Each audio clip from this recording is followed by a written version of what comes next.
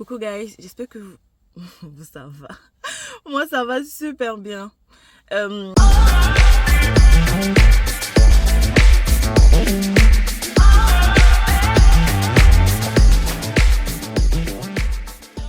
Là je viens de voir une vidéo sur TikTok des gars qui étaient en train de dire oh le couteau de la fille là ça sent pas bon et tout et tout. Mais franchement, j'ai dit là je vais faire une vidéo parce que je me rends compte, je me dis mais en 2023 que des hommes disent que le vagin d'une femme ne sent pas bon.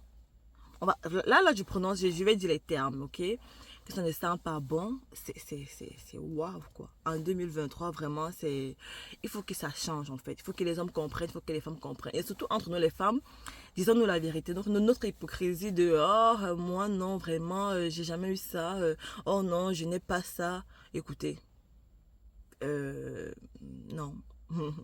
Non, arrête. Comme, really, comme, dis la vérité, en fait. Il faut dire la vérité. Il faut qu'on parle entre nous déjà entre nous, les femmes, que ça arrête d'être un sujet tabou entre nous. Et alors, pour les hommes, ça va être un sujet aussi qui va être moins tabou. Et aussi que les mamans, les garçons, bien sûr, prennent la responsabilité à un certain âge de dire à les enfants qu'écoutez, c'est possible que avec une femme, il peut avoir ci ou ça et comprendre que ce n'est pas plus grave que ça. Il faut juste aller à l'hôpital, il faut juste faire ça. C'est pas un problème de saleté, quoi que ce soit. Parce qu'en réalité, c'est pas un problème de saleté. Je ne dis pas que il n'y a pas qu'il y a pas les femmes qui ne font pas forcément qui n'ont pas les bonnes méthodes pour l'hygiène intime, mais ce n'est pas une question de saleté. Le plus souvent, c'est pas une question de saleté. Franchement, là, à 80% des cas, c'est pas une question de saleté. Et je veux préciser que c'est aussi une maladie que les hommes peuvent avoir. Seulement que chez les hommes, vraiment, c'est souvent plus une question de très très forte humidité et de saleté chez les hommes. Parce que le corps de la femme, le corps de l'homme, on comprend bien que c'est très très différent, que c'est pas la même chose.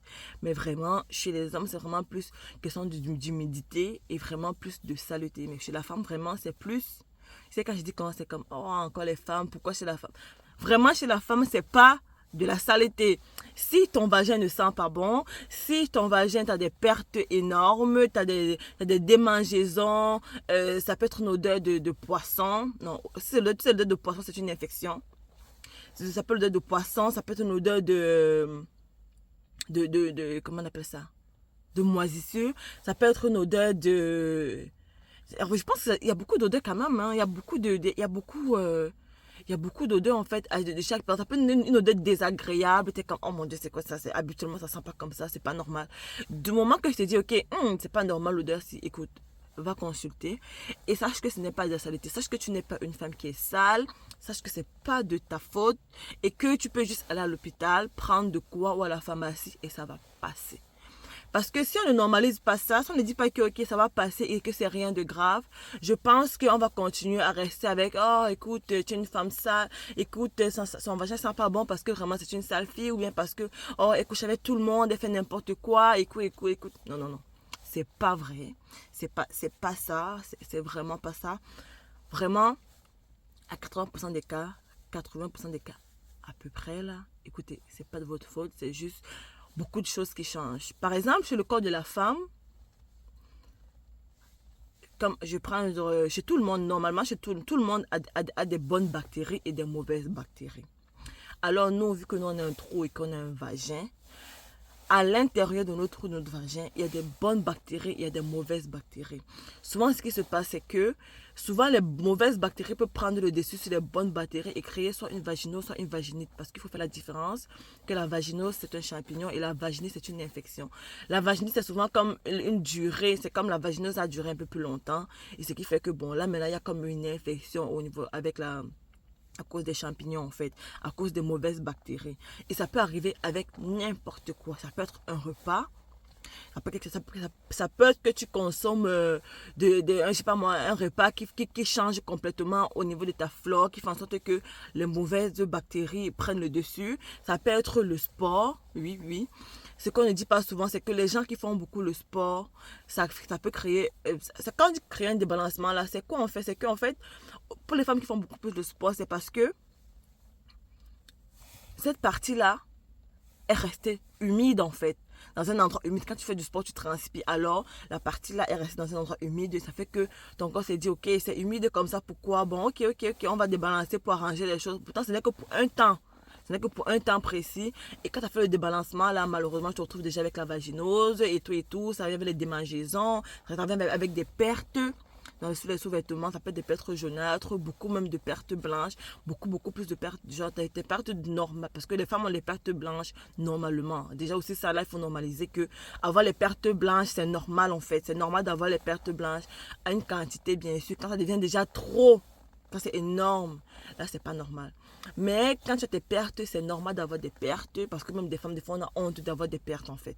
Il ne faut pas avoir honte d'avoir des pertes, c'est normal d'avoir des pertes blanches. Des fois, on a honte d'avoir des pertes.